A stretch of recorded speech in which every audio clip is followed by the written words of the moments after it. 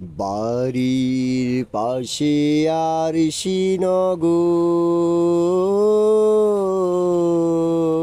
সেথায় এক পড়শি বসত করে, এক ঘর পড়শি বসত করে।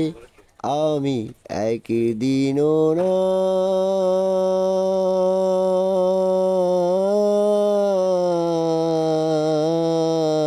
দেখিলাম তারে, আমি একদিনও না